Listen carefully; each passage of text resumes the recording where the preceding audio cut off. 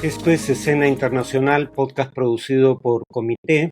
Hoy, 1 de marzo, voy a hablar de los cambios en la política exterior estadounidense hacia Venezuela, comenzando con la primera administración Trump, que habría que decir tuvo una posición bastante agresiva frente al régimen venezolano. Aplicó sanciones que, a diferencia de las que aplicó el gobierno de Obama, afectaron a la economía en su conjunto, no solo a la élite gobernante. Incautó bienes del Estado venezolano para entregarlos al gobierno interino de Guaidó, que era el que reconocía como legítimo gobierno de Venezuela. Aplicó sanciones al entorno de Nicolás Maduro y ofreció una recompensa que llegó hasta $25 millones por la captura de Maduro.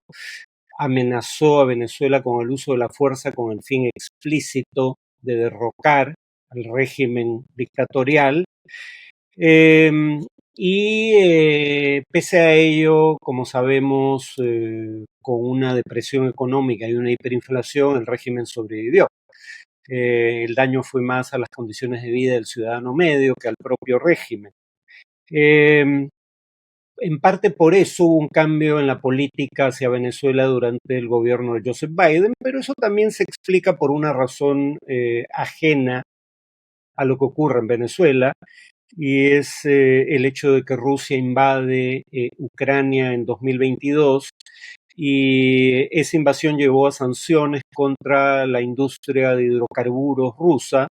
En ese contexto, la administración Biden buscó fuentes alternativas de petróleo para evitar un alza mayor de su precio en mercados internacionales, y encontró en el petróleo venezolano una buena alternativa por una razón muy simple, y es que el petróleo venezolano, al ser petróleo pesado, era un petróleo más barato que aquel, digamos, petróleo ligero que provenía de lugares como Oriente Medio, porque el petróleo pesado es más difícil de refinar y no todos los países tienen las refinerías necesarias para procesarlo. Estados Unidos sí las tiene. Entonces era más barato porque era petróleo pesado, pero también era más barato porque los fletes desde Venezuela hasta los Estados Unidos eran bastante menores que los fletes desde, por ejemplo, Arabia Saudita, país desde el cual un buque tanque tarda 25 días en llegar a Estados Unidos, mientras que desde Venezuela solo tarda 5 días.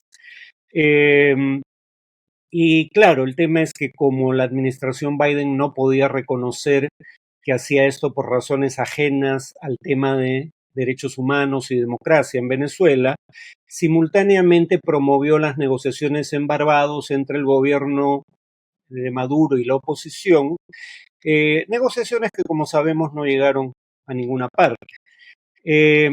Ahora, cuando Trump vuelve a ser elegido, algunos creyeron que iba a retomar la posición que tuvo inicialmente frente a Venezuela.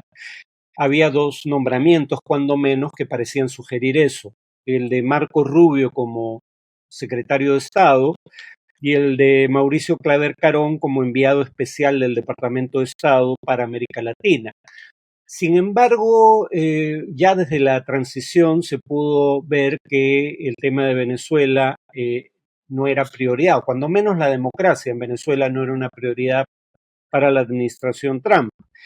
Por ejemplo, cuando González Urrutia viaja a Washington, el presidente electo de Venezuela, no es recibido por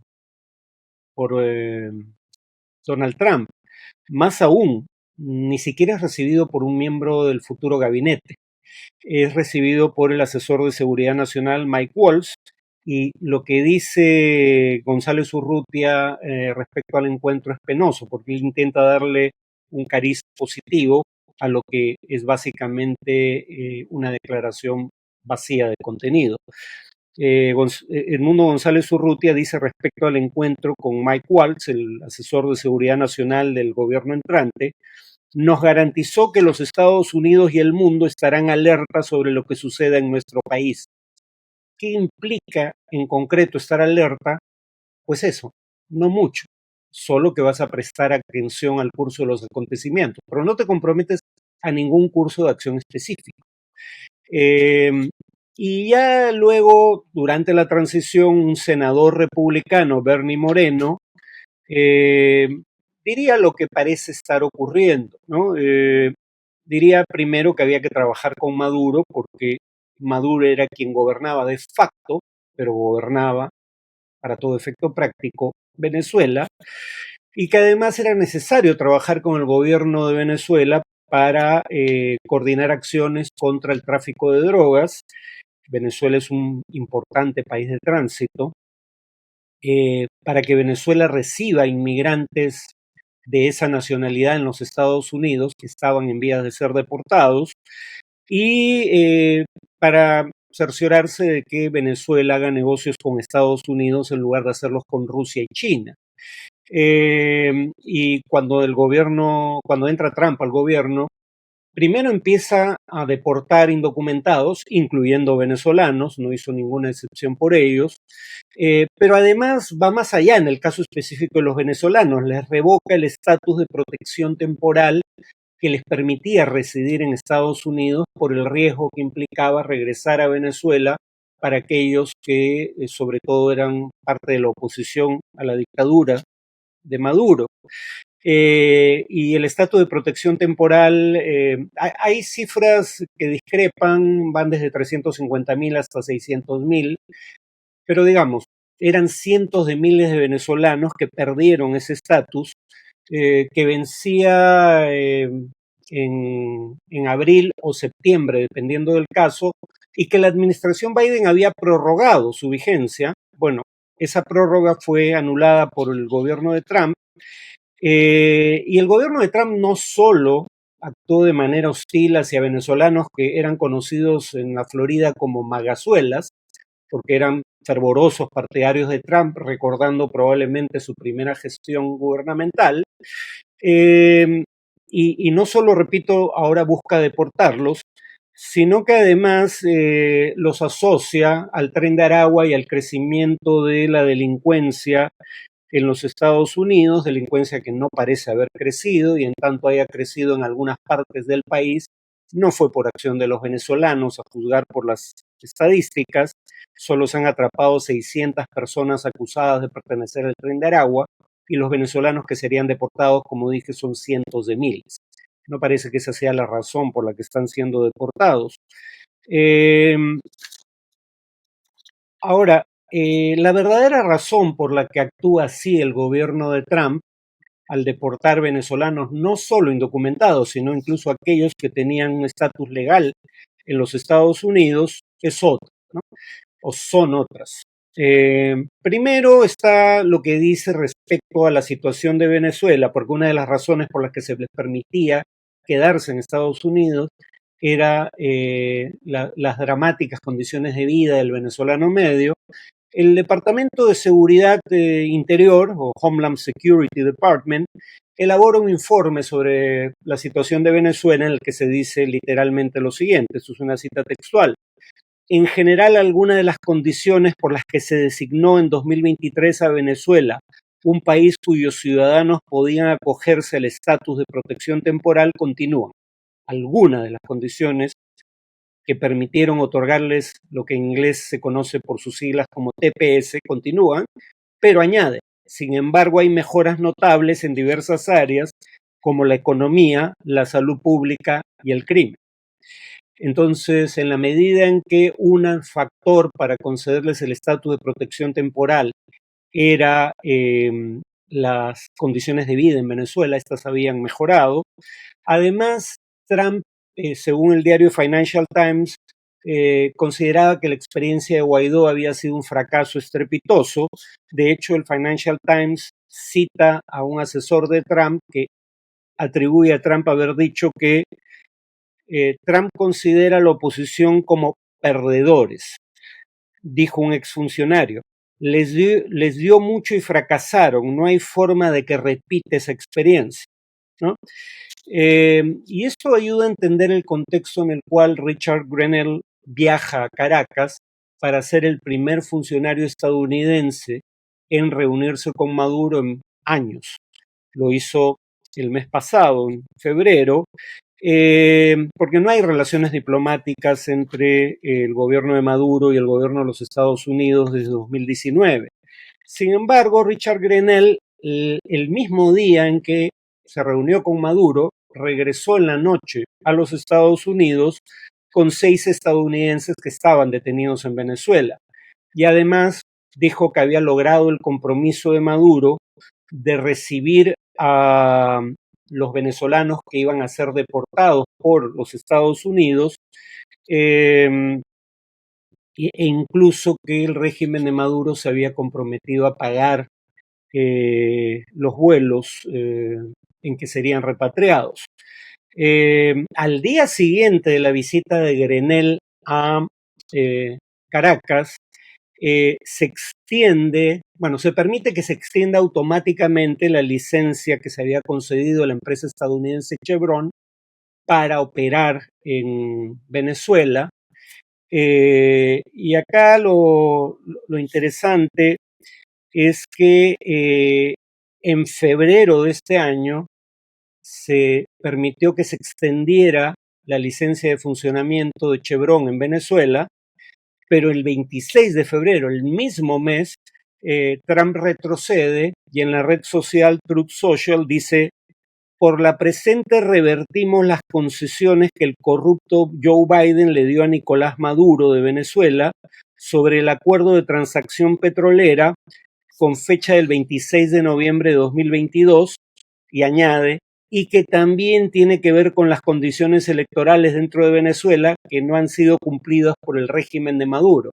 En primer lugar, el fraude electoral en Venezuela, que lo fue, el fraude, repito, se produjo en julio de 2024.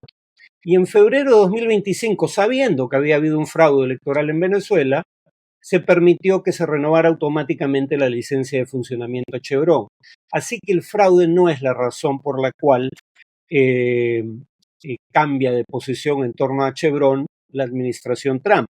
Dicho sea de paso, en este post en la red Truth Social, Trump no habla de fraude electoral. Dice, también tiene que ver con las condiciones electorales dentro de Venezuela que no han sido cumplidas. No se refiere a qué implica eso.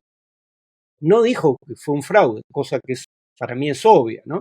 Están ahí las actas que junta la oposición, que el Centro Carter da por válidas, que pone a disposición del sistema de la Organización de Estados Americanos, que también considera válidas la Comisión Interamericana de Derechos Humanos.